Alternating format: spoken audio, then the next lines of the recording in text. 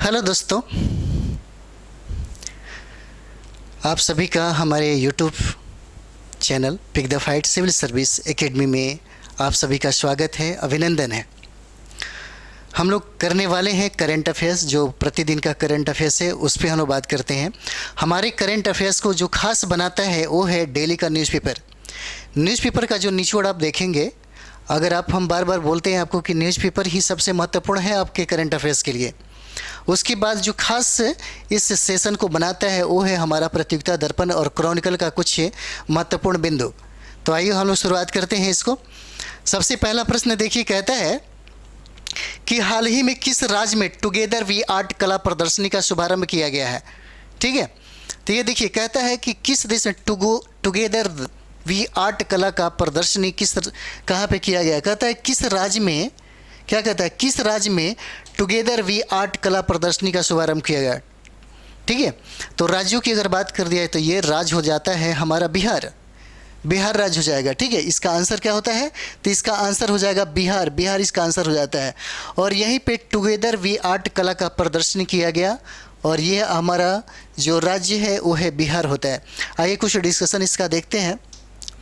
देखिए, कहता है कि 7 अगस्त 2023 को, कब 7 अगस्त 2023 को G20 सदस्य देशों को समर्पित टुगेदर वी आर्ट नामक एक विशेष कला प्रदर्शनी का शुभारंभ किया गया। ठीक है, और ये शुभारंभ कहाँ किया गया, तो बिहार संग्रहालय में किया गया। बिहार संग्रहालय कहाँ है, तो पटना में है। ठीक है, ये कब, तो G20 सदस्य देशों को समर्पित है। ठीक है, तो ये जो टुगेदर वी आर्ट जो एक विशेष कला प्रदर्शनी है, इसका आयोजन आपको पटना के बिहार संग्रहालय में किया गया। कहा जाता है कि इसका उद्घाटन हमारे बिहार के जो मुख्यमंत्री हैं नीतीश कुमार के द्वारा किया गया। इसका उद्घाटन किसके द्वारा किया गया, तो मुख्यमंत्री नीतीश कुमार के द्वारा किया गया, पूछा जा सकता है। कहता है कि इसका आयोजन केंद्रीय कला और संस्कृति मंत्रालय द्वारा किया जा रहा है। पूछा जा सकता है कि किन मंत्रालयों के द्वारा इसका आयोजन किया जा रहा है, तो देखिए कौन सा, तो केंद्रीय कला और संस्कृति मंत्रालय के द्वारा। कौन सा, केंद्रीय कला और संस्कृति मंत्रालय के द्वारा इसका आयोजन किया जा रहा है। इसका उद्घाटन की अगर बात कर दी जाए तो मुख्यमंत्री नीतीश कुमार ने किया। और G20 जो टुगेदर वी आर्ट कला का जो उद्घाटन, मतलब ये जो आयोजन किया गया, ये बिहार संग्रहालय में हुआ। और बिहार संग्रहालय कहाँ पे है, तो पटना में है। कहता है जिसमें भारत समेत कुल कितने देशों ने भाग लिया था। अगर बात कर दी जाए तो भारत समेत लगभग 29 देशों ने इसमें हिस्सा लिया था, भागीदारी लिया था। ठीक है, अब देखिए, कहता है कि बिहार सरकार द्वारा 8 अगस्त 2023 को बिहार संग्रहालय और पटना संग्रहालय को जोड़ने वाले सुरंग के लिए 542 करोड़ रुपए की मंजूरी दी गई है। देखिए, बिहार संग्रहालय और देखिए बिहार संग्रहालय कह रहा है, और पटना संग्रहालय को जोड़ने वाले जो सुरंग है उसके लिए कितने करोड़ रुपए की मंजूरी दी है, ये इसे याद रखिए। 542 करोड़ रुपए की मंजूरी यहाँ पे दिया गया है। कितना, 542 करोड़ रुपए की मंजूरी। प्रश्न ये पूछा जा सकता है कि इसमें कितने देशों ने भागीदारी लिया और कितने देशों ने इसमें भाग लिया, था 29 देश हो जाएगा। पूछा जा सकता है कि इसका आयोजन कहाँ हुआ, तो पटना के बिहार संग्रहालय में हुआ। और पूछा जा सकता है यहाँ पे देखिएगा तो कब हुआ, ये देखिए 7 अगस्त 2023 को। बिहार के BPSC के एग्ज़ाम में डेट भी डायरेक्ट तौर से पूछा जाता है, इसीलिए ये न्यूज़पेपर की चीज़ें हैं, आपको अच्छे तरीके से देखना होगा। ठीक है, आइए इसी तरह से हम लोग दूसरा देखते हैं। कहता है कि किस राज्य की विधानसभा ने अपने राज्य का नाम बदलने के लिए क्या किया है, वहाँ पे मंजूरी प्राप्त हो गई है। अपने राज्य का ही नाम बदलने की मंजूरी प्राप्त हो गई है और वो होता है केरल राज्य हो जाएगा। क्या होता है, वो केरल हो जाएगा। देखिए, आज के कठिन हम डाले हुए हैं, इसका आंसर केरल हो जाता है। ठीक है, आज का जो कठिन है हम पेपर में डाले हुए हैं। देखिए, ये पेपर का है। कहता है केरल का नाम बदलकर केरलम हो जाएगा करने संबंधी प्रस्ताव कहाँ, विधानसभा में पारित कर दिया गया है। अगर केरल का नाम देखा जाए तो केरलम के अब नाम से जाना जाएगा। और ये जो प्रस्ताव है विधानसभा, कहाँ के, केरल के विधानसभा में इसको पारित कर दिया गया है। थोड़ा सा देखते हैं इसका क्या है। कहता है कि केरल विधानसभा ने राज्य का नाम आधिकारिक रूप से बदलकर केरलम करने का केंद्र से आग्रह करने संबंधी प्रस्ताव बुधवार को सर्वसम्मति से पारित कर दिया है। ठीक है, इसमें ये कहा गया कि अब केरल का नाम यानी कि विधानसभा ने वहाँ पे अपना पारित करके उसको केंद्र में भेज दिया। अब वहाँ से आकर आ जाता है, उसके बाद से इसका नाम, केरल का नाम हो जाता है केरलम हो जाएगा। ठीक है। और कहता है कि यह प्रस्ताव मुख्यमंत्री कौन, पिनराई विजयन ने पेश किया, जिसमें उन्होंने केंद्र सरकार से भारत के संविधान की 8वीं अनुसूची में शामिल सभी भाषाओं में राज्य का नाम बदलकर केरलम करने का आग्रह किया है। अनुसूची देखते हैं, भारत के संविधान में अनुसूचियों की संख्या 12 है और उसमें 8वीं जो अनुसूची है उसमें भाषा का संबंध है वहाँ से। और कहता है 8वीं अनुसूची में शामिल सभी भाषाओं में राज्य का नाम बदलकर क्या रखा जाए, केरलम रखा जाए। ठीक है, केरलम कहता है यहाँ देखिए, आपके पास न्यूज़पेपर होगा तो पढ़िए, नहीं तो हम आपको एक बार बता देते हैं। मुख्यमंत्री ने प्रस्ताव पेश करते हुए कहा कि राज्य को मलयालम में, यानी कि केरल को मलयालम में क्या कहा जाता है, केरलम कहा जाता है। क्या कहा जाता है, केरलम कहा जाता है। ठीक है, लेकिन अन्य भाषाओं में यह अब भी केरल ही है। मलयालम में केरल को केरलम कहा जाता है, लेकिन अन्य भाषाओं की अगर बात करें तो अभी भी इस राज्य का नाम क्या है, केरल ही है। ठीक है, उन्होंने कहा कि राष्ट्रीय स्वतंत्रता संग्राम के समय से ही मलयालम भाषी समुदाय के लिए एकजुट केरल बनाने की आवश्यकता मजबूती से उभरी है। ठीक है, मुख्यमंत्री ने कहा, लेकिन संविधान की पहली अनुसूची में पहली अनुसूची में हमारे राज्य का नाम केरल लिखा हुआ है। उन्होंने कहा, यह विधानसभा केंद्र सरकार से सर्वसम्मति से अनुरोध करती है कि वह संविधान के अनुच्छेद 3 के तहत, किसके तहत, अनुच्छेद 3 के तहत इसे संशोधित करके केरलम करने के लिए तत्काल कदम उठाए और संविधान की 8वीं अनुसूची में उल्लिखित सभी भाषाओं में इसका नाम बदलकर केरलम रखे। ठीक है, तो अभी जो हाल ही में जो अभी पेपर में जो दिया हुआ है उसमें यही चर्चा किया जा रहा है कि केरल का नाम बदल के अब केरलम कर दिया जाए, क्योंकि मलयालम में अगर इस राज्य का नाम देखा जाए तो केरलम कहा जाता है। देखिए, केरल में अगर बात कर दे तो केरल की देखिए कुछ साइलेंट वैली वहाँ पे है जो बहुत ही प्रसिद्ध है, साइलेंट वैली। और एक चीज़ और देखा जाए तो केरल में जल बजट पेश किया गया, पहला जल बजट। देखिए, जल बजट यहाँ पे पेश हुआ है, जल बजट। ठीक है, अगर बात कर दें हम लोग तो यहाँ पे जल बजट, अरे यार, जल बजट जो है, जल बजट यहाँ पे पेश किया गया है, पहला, भारत का पहला। जल के संकटों से बचाव के लिए इसको ऐसा किया गया। और ये देखा जाए तो केरल की अगर बात कर दिया तो केरल देखा जाए तो देखिएगा एक पट्टीनुमा है, एकदम पट्टीनुमा इस तरीके से है आपका यहाँ पे। और ये कहा जाता है कि दक्षिण भारत का अगर यहाँ पे देखा जाए तो देखिएगा पूरे भारत का सबसे ज़्यादा एजुकेशन रेशियो यहीं पे मिलेगा। कहाँ, केरल में। अगर बात कर दी जाए कि केरल की बात कर दिए तो देखिएगा यहाँ पे सबसे ज़्यादा लिंगानुपात ही मिलता है। कहाँ पे, लिंगानुपात केरल में। और सबसे कम अगर बात कर दिया जाए तो कहाँ पे हो जाता है, हरियाणा में हो जाता है। सबसे कम आपको कहाँ पे होगा, हरियाणा में हो जाएगा। लिंगानुपात सर्वाधिक आपको कहाँ पे मिलता है, केरला में। और सबसे कम की बात कर दिए तो हरियाणा में हो जाता है। उसी तरीके से अगर बिहार में लिंगानुपात की बात कर दी जाए तो सबसे ज़्यादा कहाँ पे होगा, वो हो जाता है आपको गोपालगंज में। ठीक है, चलिए अगला हम लोग देखते हैं प्रश्न क्या कहता है। कहता है कि किस राज्य के निबंधित कामगारों को बेटी होने पर मिलेगा 50,000 रुपया। यानी कि अगर कोई व्यक्ति जैसे श्रमिक है, कामगार है, अगर रजिस्टर्ड है, अगर उसको बेटी प्राप्त होती है तो उसे 50,000 रुपये मिलेगा। पेपर में देखिए यहाँ पे क्या लिखा है और ये कहाँ पे है, तो 3 का आंसर क्या हो जाता है, ये देखिए 3 का आपका आंसर हो जाता है कौन सा, तो ये हो जाता है आपको बिहार में ही। अगर बिहार राज्य के निबंधित कामगार हैं, अगर उनको बेटी होती हैं तो उनको 50,000 रुपया राज्य सरकार की तरफ से, राज्य की तरफ से मिलेगा। देखिए इसमें कहता है कि भवन निर्माण के कामगारों की बेटियों का जन्म पर जमा होंगे कितना, 50,000 रुपया। 50,000 रुपया। यहाँ पे थोड़ा देखिए कहता है कि राज्य में भवन निर्माण से जुड़े बिहार भवन सन्निर्माण कर्मकार कल्याण बोर्ड से निबंधित कामगारों की बेटी होने पर 50,000 रुपये दिए जाएंगे। बिहार भवन सन्निर्माण कर्मकार कल्याण बोर्ड की बैठक में पदाधिकारियों ने सुझाव दिया कि सुकन्या समृद्धि योजना के तर्ज पर नई योजना शुरू की जाए और कामगारों की बेटियों के जन्म होने पर ही पैसे दे सके। ठीक है, और यहाँ पे देखिए कहता है कि अब तक 1500 कामगारों को मिली है यह राशि। कितने, तो 1500 कामगारों को अभी तक राशि ये मिल चुकी है। कितना, 50,000 रुपया, यानी कि बेटी होने पे। कहता है 21 लाख से अधिक कामगार निबंधित हो चुके हैं। कितना, अगर निबंधित कामगारों की संख्या देखा जाए तो उनकी संख्या है 21 लाख। कितना, 21 लाख। ठीक है, और ये बिहार में ये योजना चलाई जा रही है। कहता है कि 10% लोगों को सरकारी योजनाओं का लाभ नहीं मिल रहा है। अगर बात कर दी जाए तो बिहार में 10% ऐसे लोग हैं जिनको सरकारी योजना का लाभ नहीं मिल रहा है। उसके बाद ये देखिए, सारा का सारा आपको करंट जो होगा वो न्यूज़ पेपर से ही पूछा जाता है। अधिकतर देखिएगा बहुत कम ऐसे लोग हैं बीपीएससी में क्यों 12-13 ही बना के रह जाते हैं, उनसे 25-28 प्रश्न क्यों नहीं बनता है, बहुत कम परसेंट है। यानी कि सोच के देखिएगा, अगर 2,67,000 फॉर्म अगर भराया तो सोच लीजिए कितना बीपीएससी में सीट है, उससे 10 गुना ही आपको रिजल्ट देगा। तो फिर कितना रिजल्ट आने वाली है, इसलिए आपका स्कोर बहुत अच्छा होना चाहिए। इसका मतलब कहीं से इधर से उधर से करंट मत पड़ा करिए। करंट के लिए सटीक किताबें होना ज़रूरी है, ज़्यादा किताबों की ज़रूरत नहीं पड़ेगी। 1-2 किताब ऐसे लीजिए और न्यूज़ पेपर का, ताकि आपको 27-28 प्रश्न बनाने की संभावना आपके पास हो सके। इस कारण से लिया गया निर्णय, ठीक है। तो ये आपका देखा जाता है तो कि इन कामगारों को निबंधन की बात करिए, अगर निबंधित हैं, अगर उनको बेटी प्राप्त होती है तो उनको दिया जाएगा किसके तहत, 50,000 रुपया। लेकिन कहता है कि किस योजना के तहत, तो सुकन्या समृद्धि योजना के तहत इनको ये लाभ मिलेगा, ठीक है। उसी तरह की, उसी के तर्ज पे एक योजना बनाई गई है यहाँ पे, उसी के अनुसार इनको 50,000 रुपये मिलेगा।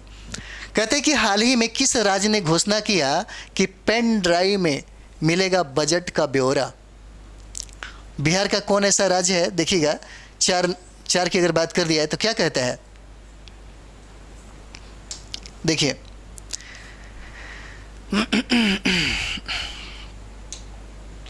क्या कहता है कि हाल ही में किस राज्य ने घोषणा किया कि पेन ड्राइव में मिलेगा बजट का, क्या मिलेगा, बजट का ब्यौरा मिलेगा। तो ये आंसर आपका क्या होता है, बिहार हो जाता है। देखिए न्यूज़पेपर में दिया हुआ था, आइए देखते हैं हम लोग न्यूज़पेपर में। कहता है कि पेन ड्राइव में मिलेगा बजट का ब्यौरा, कहाँ, तो ये देखिएगा, राज्य पटना। राज्य के विधायक व विधान परिषद या आम लोगों को राज्य सरकार के वार्षिक वित्तीय बजट का ब्यौरा पेन ड्राइव में दिया जाएगा। विभिन्न विभागों को भी पेन ड्राइव के माध्यम से ही वार्षिक विभागाकार बजट का ब्यौरा उपलब्ध कराया जाएगा, ठीक है। ये सारा का सारा आपको न्यूज़पेपर से ही मिलेगा। कहता है कि सीएम से मिले 2021 बैच के प्रशिक्षु आईएएस अधिकारी। मुख्यमंत्री ने बेहतर ढंग से प्रशिक्षण पूरा करने का भी दी शुभकामनाएं। तो ये देखिएगा, पेन ड्राइव में मिलेगा बजट का ब्यौरा, और ये शुरुआत कौन किया, तो ये बिहार ने शुरू किया है। किसने शुरू किया, तो बिहार ने शुरू किया, ठीक है। चलिए अगला हम लोग देखते हैं। देखिए क्या है, गुरुवार को सीएम आवास वन अन्य मार्ग में मुख्यमंत्री नीतीश कुमार से भेंट करते भारतीय प्रशासनिक सेवा के प्रशिक्षु पदाधिकारी, ठीक है।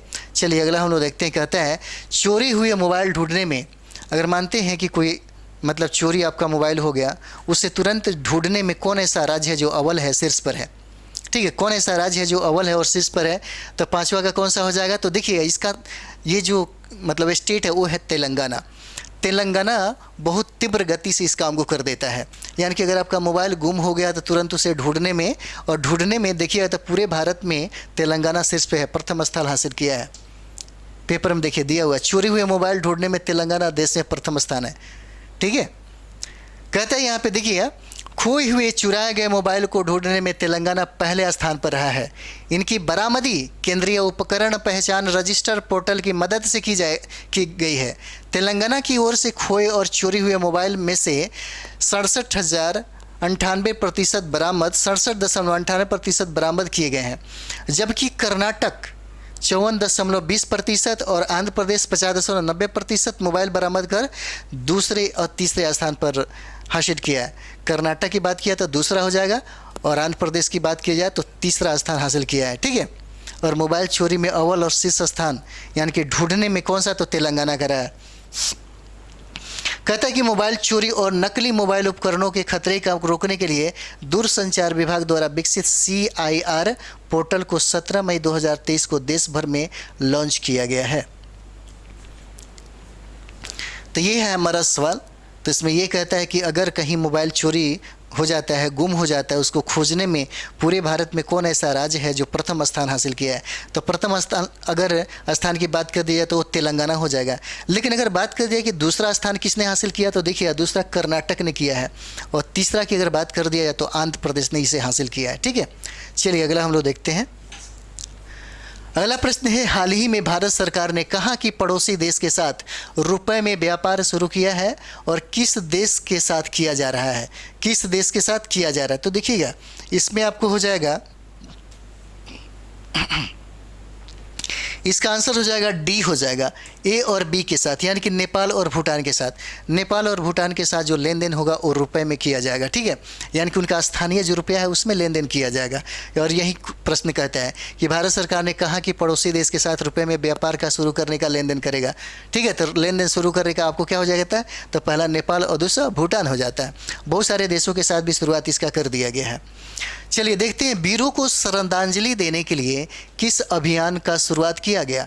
वीरों को श्रद्धांजलि देने के लिए किसको, तो देखिएगा वीरों को श्रद्धांजलि देने के लिए किस प्रकार का, देखिएगा देने के लिए कौन सा मतलब अभियान शुरू किया गया। तो अभियान का नाम देखिए कहता है 7 का ए हो जाता है इसका, मेरी मिट्टी मेरा देश। मेरी मिट्टी मेरा देश ये अभियान शुरू किया गया। मेरी मिट्टी और मेरा देश ये अभियान शुरू किया गया वीरों को श्रद्धांजलि देने के लिए। ये पेपर में देखिए कहता है वीरों को श्रद्धांजलि देने के लिए, श्रद्धांजलि देने के लिए शुरू हुआ मेरी माटी मेरा देश अभियान। क्या, मेरी माटी मेरा देश अभियान, ठीक है। अगर यहाँ पे बात करें कि आज़ादी का अमृत महोत्सव के तहत बुधवार से मेरी माटी मेरा देश अभियान, यानी कि मेरी माटी मेरा देश अभियान, ठीक है, शुरू हुआ। संस्कृति मंत्रालय के मुताबिक इस अभियान के तहत देश के लिए अपने प्राण न्यौछावर करने वाले वीरों को श्रद्धांजलि देने के लिए 9 अगस्त से शुरू होकर 30 अगस्त तक गांव, ब्लॉक, राज्य और राष्ट्रीय स्तर पर विभिन्न कार्यक्रम आयोजित किए जाएंगे, ठीक है। और देखिए कहते हैं यहाँ पे कि शहीदों की स्मृति में ग्राम पंचायतों में शिला फलकम स्थापित किए जाएंगे। उन पर प्रधानमंत्री नरेंद्र मोदी का एक संदेश और क्षेत्र के उन लोगों के नाम होंगे जिन्होंने देश के लिए अपना जीवन लगा दिया। पीएम मोदी ने हाल ही में मन की बात कार्यक्रम में इस अभियान की घोषणा की थी। सांस्कृतिक मंत्रालय के अनुसार इस दौरान अमृत महोत्सव, संस्कृति मंत्रालय अनुसार इस दौरान अमृत कलश यात्रा भी निकाली जाएगी, ठीक है। और इसके तहत देश के कोने कोने से लाई गई मिट्टी से दिल्ली में अमृत वाटिका बनाई जाएगी, ठीक है। दिल्ली में क्या बनाया जाएगा, अमृत वाटिका बनाया जाएगा। और ये जो अभियान था, जो वीरों को श्रद्धांजलि देने वाली जो अभियान थी, ये इसे याद रखेंगे, मेरी माटी मेरा देश। मेरी माटी मेरा देश, ये बहुत इंपॉर्टेंट है, मेरी माटी और मेरा देश, ठीक है। चलिए अगला हम लोग देखते हैं। कहता है कि बिहार के स्कूल कॉलेजों में कराई जाएगी नामांकन की जानकारी की योजना जो है, कहता है कि कौन सी ऐसी योजना है जिसके तहत हमारे बिहार के स्कूल कॉलेज में जो नामांकन हो जाएगा उसकी जानकारी दिया जाएगा। तो जानकारी की अगर बात करते हैं तो देखिए यहाँ पे कितना इंपॉर्टेंट है। 8 का क्या हो जाता है, जीविका दीदी योजना। ये देखिए, ये जीविका दीदी योजना को ये काम सौंपा गया है और ये बताएंगे कि बिहार के स्कूल कॉलेजों में जो नामांकन है वो कितना प्रतिशत हुआ है, कितना नहीं हुआ है, इसकी सारी की सारी जानकारी देने का काम किसको सौंपा गया, यानी कि जीविका दीदी योजना को सौंपा गया। देखिए पेपर में दिया हुआ है इसको। देखिए जीविका दीदी स्कूल कॉलेजों में कराएंगी नामांकन योजनाओं का जानकारी देंगी, ठीक है, जानकारी देंगी। कौन देंगी, तो जीविका दीदी योजना के तहत इसका काम किया जाएगा। जैसे जीविका देखिएगा पूरे अभी इसका जो इतना अच्छा मतलब डेवलपमेंट देखने को मिला है कि बिहार की प्रगति में ये जीविका का बहुत ही ज़्यादा योगदान आपको देखने को मिलेगा। अगर बात कर दें कि अभी बहुत सारे क्षेत्र पे इनकी पकड़ बनते जा रही है ताकि इन लोगों का जो विकास, इन लोगों का जो काम है बहुत ही सराहनीय है। इसलिए देखिएगा यहाँ पे कहता है कि जीविका की ओर से आगामी 15 अगस्त से, कब से, 15 अगस्त से 2 अक्टूबर तक शिक्षा संवाद अभियान आओ सीखे सिखाएं सामुदायिक भागीदारी से शिक्षा को मजबूत बनाएं कार्यक्रम का आयोजन किया जाएगा। कौन सा, आओ सीखे सिखाएं सामुदायिक भागीदारी से शिक्षा को मजबूत बनाएं कार्यक्रम का आयोजन किया जाएगा। इसके तहत जीविका दीदी समूह ग्राम संगठन और संकुल संघ के अंतर्गत आने वाले बच्चों को पढ़ाई के लिए ये क्या करेगी, प्रेरित कर स्कूल कॉलेजों में नामांकन में सहयोग करेगी। अभिभावकों से मिलकर इसके लिए प्रयास भी किया जाएगा। जैसे कहा जाएगा कि अगर स्कूल कॉलेजों में और बच्चों के लिए अगर मानते हैं कि वो लोग स्कूल नहीं भेजना चाहते हैं, नामांकन नहीं कराना चाहते हैं, तो जीविका दीदी उनके घर परिवार तक जाएंगी और उनके अभिभावकों से क्या करेंगी, सहयोग लेकर के, मिल करके और इस अभियान को सफल बनाने में प्रयास करेंगे, ठीक है। कहता है कि जीविका परिवार के बच्चों और इसमें भी खासकर बच्चियों को नज़दीकी स्कूल में नामांकन कराएगी। और इसमें प्राथमिकता की अगर बात कर दी जाए तो सबसे ज़्यादा मतलब बच्चियों को दिया गया, लड़कियों को दिया गया। और ये देखिए इसके लिए ज़रूरी जानकारी अभिभावकों को देगी। कहता है कि स्कूल से बाहर या पढ़ाई छोड़ चुके 6 से 14 वर्ष के बच्चों के अभिभावकों से मिलेगी और उनका स्कूल में नामांकन हो इसकी पहल करेगी। किसी कारण से पढ़ाई छोड़ चुकी जीविका दीदियों की अधूरी पढ़ाई NIOS या इग्नू से कराने में सहयोग करेगी। ठीक है, समूह की बैठक से छात्राओं और युवाओं के लिए सरकार की ओर से चलाई जा रही योजनाओं की जानकारी देगी। कहा जाए तो ये बहुत अच्छी पहल है और यहाँ से प्रश्न बनेंगे। तो ऐसे प्रश्न क्या होते हैं, जब अंदर आप आते हैं तो यहीं से प्रश्न आपके बनते हैं और ये सब VVI हो जाता है। जीविका दीदियों क्या क्या करेंगी, हो सकता है 2-4 लाइन में अलग अलग से पूछ दिया जाए, तो अंदर तक जाकर के पढ़ने की कोशिश करिए। और ये सब चीज़ें आपको समझिए कि प्रतियोगिता दर्पण और क्रॉनिकल जैसे मैगजीन में ही मिलता है। वो लोग पूरे डिटेल्स में इस चीज़ को कोशिश करते हैं PT के व्यू से मतलब कलेक्शन करने का। बाकी अगर आपके पास न्यूज़पेपर है तो सबसे बेहतर है आपके पास न्यूज़पेपर का अध्ययन। तो यहाँ से एकदम प्रश्न बनेगा। देखिए सतही लेवल की अगर बात कर दी है तो सतही में आपको ऐसे ही दे देगा। ये काम कौन करेगा, तो जीविका दीदी योजनाओं के तहत होगा। लेकिन अगर अंदर से जाकर के पूछ दिया जाए 2-4 को कि क्या क्या होने वाला है इसके अंदर, तो फिर वहाँ पे फंस जाएंगे अगर इसे नहीं पढ़े रहेंगे तो। और यहीं से प्रश्न बना देता है BPSC। और फिर आप बोलेंगे कि हम तो पढ़े थे लेकिन प्रश्न नहीं बना, क्योंकि आपने सतही लेवल की तैयारी की थी, आप गहराई तक जाकर पढ़े नहीं थे। हालांकि अगर देखा जाए तो BPSC ने ये बात कहा है कि सब्जेक्ट की नॉलेज जो है थोड़ा गहराई में जाकर के उसको समझिए कि मतलब पढ़ाई करें। अब आपको सतही लेवल की पढ़ाई से काम नहीं चलेगा। तो बिहार पृथ्वी दिवस पर कितने पार्कों का उद्घाटन किया गया है, ठीक है, कितने पार्कों का उद्घाटन किया गया है, तो देखिएगा 9 का क्या हो जाएगा, तो देखिएगा 9 का इसका आंसर होता है C। कितने पार्कों का, तो 4 पार्कों का। क्या कहता है, बिहार पृथ्वी दिवस पर यानी कि कितने पार्कों का उद्घाटन किया जाएगा। बिहार पृथ्वी दिवस के अवसर पर देखिएगा यहाँ पे तो कितने पार्कों के उद्घाटन की बात कर दिया है, तो देखिएगा यहाँ पे 4 पार्कों का उद्घाटन की बात किया गई। ये भी पेपर में दिया हुआ है।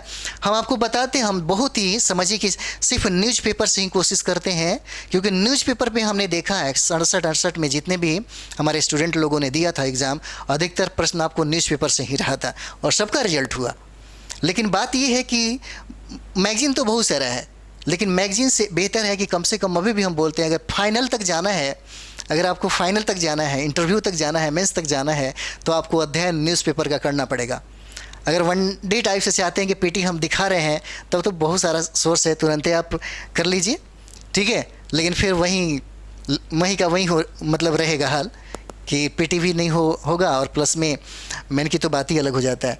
तो अगर न्यूज़पेपर पे देखिए, न्यूज़पेपर की अभी भी बात करते हैं, इसका जो हिस्सेदारी है, इसकी जो भूमिका है वो कमाल का है, बहुत ही ज़्यादा भूमिका। ये वही लोग समझ सकते हैं जो PCS दे रहे हैं, PCS मेन दे रहे हैं, इंटरव्यू दे रहे हैं, उन्हीं लोगों को ये समझ में आएगा।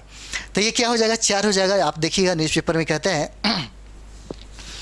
देखिए कहता है कि पृथ्वी दिवस पर 4 पार्कों का उद्घाटन लिया या 11 सूत्री संकल्प भी हुआ। और देखिए यहाँ पे क्या है, कहता है कि बिहार पृथ्वी दिवस के अवसर पर पर्यावरण, वन एवं जलवायु परिवर्तन विभाग के तहत बनाए गए 4 नवनिर्मित park, Vyas Nagar park, AG colony park, BSB 5 park, Rajendra Nagar 6 park का मंत्री किसने, तेज प्रताप यादव ने क्या किया, उद्घाटन किया इसका, ठीक है, क्या किया, उद्घाटन किया।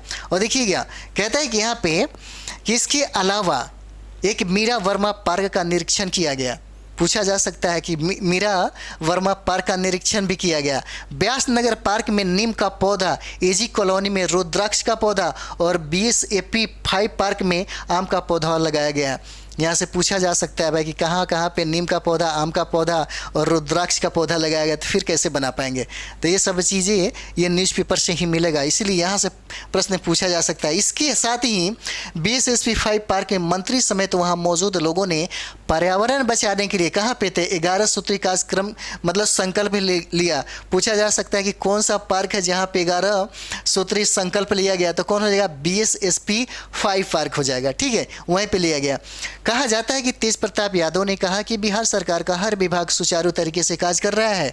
राजधानी पटना के प्रत्येक क्षेत्र में पार्क का निर्माण और जनमानस को इससे जोड़ना विभाग की प्राथमिकता है, ठीक है। तो ये हो जाता है, ये बहुत ही इंपॉर्टेंट आपको हो जाएगा।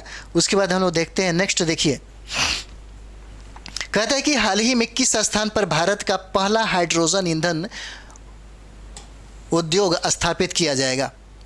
मतलब किस स्थान पर भारत का पहला हाइड्रोजन, कौन सा, तो देखिए हाइड्रोजन ईंधन उद्योग का उद्घाटन किया जाएगा, ठीक है, मतलब स्थापित किया जाएगा। तो क्या हो जाएगा, तो यहाँ पे देखिए 10 का आंसर क्या हो जाता है, जमशेदपुर हो जाएगा। कौन सा आंसर हो जाएगा, ये देखिए जमशेदपुर हो जाता है, ठीक है।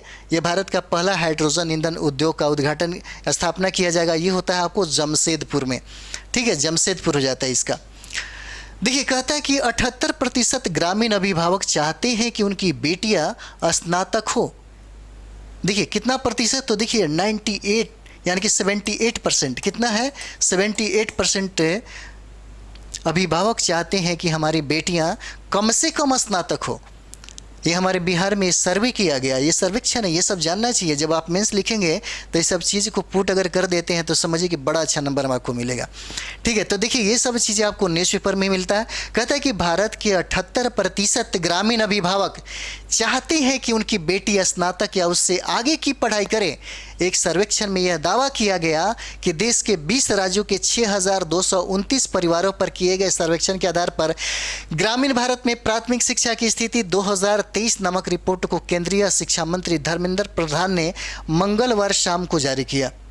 ठीक है, कहता है रिपोर्ट के अनुसार अभिभावकों को अपने बच्चों को तकनीकी डिग्री, स्नातक और परा स्नातक डिग्री सहित उच्च शिक्षा दिलाने को लेकर समान सुझाव है, फिर चाहे उनकी संतान लड़की हो या लड़का। कहता है कि 82% अभिभावकों ने कहा कि वे लड़के को स्नातक या उससे आगे की पढ़ाई कराना चाहते हैं। देखिएगा, लड़का की अगर बात कर दी जाए तो अभी भी कितना है, थोड़ा सा ज़्यादा ही है, यानी कि 82% हो जाता है। ठीक है, और लेकिन लड़कियों की अगर बात कर दी जाए तो कितना है, 78% हो जाता है। ऐसे भी धीरे धीरे देखिएगा, सफलता सबसे ज़्यादा पढ़ाई को लेकर के देखने को अगर मिलेगा तो लड़कियों को ही ज़्यादा मिल रहा है, क्योंकि लड़कियों को देखा जाए तो लड़कियों PCS में चाहे किसी भी क्षेत्र में समझिए कि झंडा गाड़ दे रही है। ठीक है, और ये फ़ायदा होता है। 73% बच्चे रोज़ाना करीब 2 घंटे स्मार्टफोन का करते हैं इस्तेमाल। ये सर्वेक्षण क्या कहता है? कहता है कि 73% जो बच्चे हैं करीब 2 घंटे रोज़ाना स्मार्टफोन का इस्तेमाल करते हैं। 2 घंटे। कहता है कि ग्रामीण भारत में 38% अभिभावकों ने बच्चों के लिए रखे हैं निजी ट्यूटर। यानी कि देखिएगा, अभी भी ग्रामीण भारत में 38% जो अभिभावक है वो क्या करते हैं, ग्रामीण यानी कि बच्चों को पढ़ाने के लिए ट्यूटर रखे हैं। ठीक है, ये सर्वेक्षण है। और यहाँ पे देखिए कहता है कि तुलनात्मक रूप से पढ़ाई छोड़ने वाले बच्चों में लड़कों के मुकाबले लड़कियों की संख्या अधिक है। लड़कियों की संख्या अधिक इसलिए रहेगी, और यह 35% है। क्या कहता है रिपोर्ट के अनुसार? तुलनात्मक रूप से पढ़ाई छोड़ने वाले बच्चों में लड़कों के मुकाबले लड़कियों की संख्या अधिक है, और यह 35% है। अभी भी हमारे यहाँ सबसे ज़्यादा लिंगानुपात जो असमानता देखने को मिलती है। देखिए, बेटी पैदा होने पर लोगों के मन ही टूट जाता है। अभी भी लड़कियों के साथ बहुत ही गलत तरीके से व्यवहार किया जाता है, जैसे खाने पीने को लेकर के, रहने वहने को लेकर के, बहुत सारी सुविधाओं को लेकर के कम किया जाता है। ठीक है, यानी कि देखिए बेटी और बेटियों में कोई फ़र्क नहीं है। ऐसा नहीं है कि बेटियां अपने माँ बाप का नाम रोशन नहीं करती, वो भी अपने माँ बाप का नाम रोशन करती है। बस नज़रिया को बदलने की ज़रूरत है। जितना सेवा सम्मान बेटियों की तरफ से होता है लड़का कर ही नहीं सकता है, कभी नहीं कर सकता। और ये चीज़ें देखिए सबसे ज़्यादा उनके साथ भेदभाव कौन करता है? उनके माँ बाप ही करते हैं, जिन्होंने जन्म दिया उनके साथ इतना ज़्यादा समझिए कि भेदभाव किया। वहीं 2 ही बच्चों को अगर बेटी को देखिए और बेटा को देखिए तो दोनों में फ़र्क कर लेते हैं। कौन? माँ बाप ही करते हैं, बाकी दुनिया की बात छोड़िए अलग। तो ये कहता है 35% इनकी है जो ये पढ़ाई छोड़ चुकी हैं, क्योंकि उनको घर का काम में इतना ज़्यादा बांट दिया जाता है, बहुत सारे काम में उनको मतलब समझिए कि सम्मिलित कर दिया जाता है, जिसकी वजह से उनकी पढ़ाई छूट जाती है। कहता है कि इस अध्ययन को 6 से 16 साल के ग्रामीण बच्चों पर केंद्रित किया गया। इसके बाद देखिए सर्वेक्षण के अनुसार 62.5 बच्चों की पढ़ाई के मामले में उनका मार्गदर्शन करती हैं। ठीक है, और जबकि 49% बच्चों के पिता यह जिम्मेदारी निभाते हैं।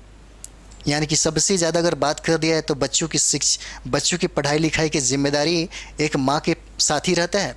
माँ के पास सबसे ज़्यादा रहता है, पिता के पास तो टाइम रहता नहीं है, वो कर नहीं पाती। 49% ही दिया है। अगर माँ की बात कर दिया तो देखिएगा 62.5% बच्चों की देखरेख माँ की निगरानी में ही होता है। ये कितनी इंपॉर्टेंट चीज़ें हैं। ठीक है, और यहाँ पे देखिए इसके अलावा 38% अभिभावकों ने बच्चों के लिए निजी ट्यूटर रखे हैं। सर्वेक्षण में बच्चों द्वारा स्मार्टफोन के इस्तेमाल का भी विश्लेषण किया गया। रिपोर्ट में कहा गया कि कुल मिलाकर 73% बच्चे रोज़ाना करीब 2 घंटे स्मार्टफोन का इस्तेमाल करते हैं। देखिए कितना प्रतिशत है, 73% है बच्चे क्या करते हैं, स्मार्टफोन का रोज़ाना इस्तेमाल करते हैं। ठीक है, इससे बहुत ज़्यादा प्रॉब्लम क्रिएट भी हो सकता है।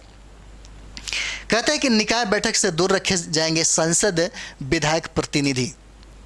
ठीक है, कहाँ से? तो निकाय बैठक से दूर रहेंगे सांसद विधायक, क्या तो विधायक के प्रतिनिधि रहेंगे। इसको देखिए नगर विकास एवं आवास विभाग ने लिखा पत्र, जनप्रतिनिधियों का स्वयं शामिल होना होगा। इसको देखिए, इसमें क्या कहता है, ये सब चीज़ें इंपॉर्टेंट है।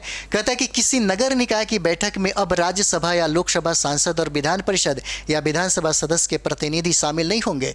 इन बैठकों में संबंधित जनप्रतिनिधियों को स्वयं शामिल होना होगा। उनके स्तर से नवनियुक्त या प्राधिकृत कोई प्रतिनिधि शामिल नहीं होंगे। इस नियम का पूरी सख्ती से पालन करने का आदेश नगर विकास एवं आवास विभाग ने दिया है। ठीक है, तो ये इंपॉर्टेंट होता है। निकाय बैठक से दूर रहेंगे संसद, विधायक, प्रतिनिधि। और प्रतिनिधि को नहीं भेज सकेंगे, इनको खुद शामिल होना पड़ेगा। ठीक है, तो ये सारा चीज़ होता है। उसके बाद देखिएगा, कहता है कि विश्व बैंक का समलैंगिकता विरोधी कानून पर युगांडा को वित्त पोषण से इनकार कर दिया। यानी कि विश्व बैंक ने कहा कि अब नहीं देंगे। क्या कहा? अब नहीं देंगे पैसा। ठीक है, यहाँ पढ़ लीजिए। विश्व बैंक ने कहा कि वह युगांडा में इस साल की शुरुआत में समलैंगिक विरोधी कानून लागू करने के बाद पूर्वी अफ्रीकी देश को अब कर्ज देने पर विचार नहीं करेगा। कहता है कि मानवाधिकार समूह और अन्य ने इन कानून की निंदा की है।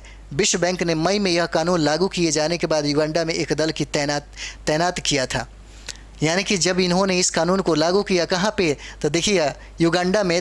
तब उसके बाद विश्व बैंक ने कहा कि यार तुम मेरा बातें नहीं माना, मानवाधिकार आयोग के अनुसार के करने के बाद भी तुमने इस चीज़ को स्वीकार नहीं किया, इसका मतलब यह है कि हम तुमको कर्ज नहीं देंगे। ठीक है, किसने कहा? तो ये विश्व बैंक ने कहा युगांडा को। इसीलिए देखिए, विश्व बैंक का समलैंगिकता विरोधी कानून पर युगांडा को, किसको? युगांडा को। ये अफ्रीकी कंट्री है, यहीं पर आपको मिलेगा युगांडा, केन्या, तंजानिया, यहीं पर मिलेगा आपको। ठीक है, वित्त पोषण से क्या कर दिया? इनकार कर गया कि नहीं देंगे अब तुमको। ठीक है, नेक्स्ट देखिए, हम लोगों ने इसको किया है, केरल का नाम बदल करके केरलम करने के संबंधी प्रस्ताव किया है। पहले ही दूसरा क्वेश्चन में हम लोगों ने किया है। ठीक है, अब ये देखिए, यहाँ पे देखिए, कहता है कि अब स्कूलों के निर्माण कार्यों की भी ड्रोन से की जाएगी निगरानी।